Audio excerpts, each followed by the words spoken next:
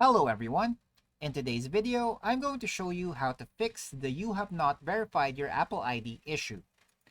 Now first, what you can try is to look for a verification email from Apple in your inbox.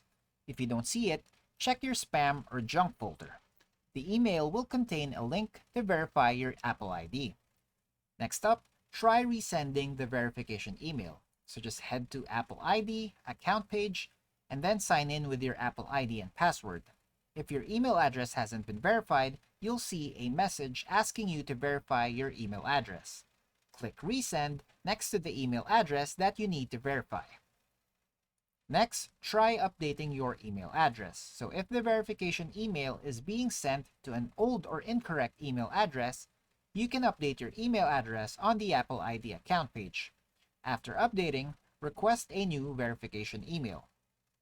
Next up, try signing out and signing back in. So just do this on your device, head to settings, and then your name, and then sign out. And then from there, sign back in with your Apple ID and password and follow the prompts to verify your email address.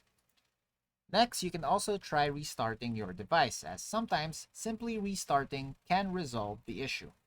And finally, if you've tried all the above steps and still can't verify your Apple ID, contact Apple support for further assistance.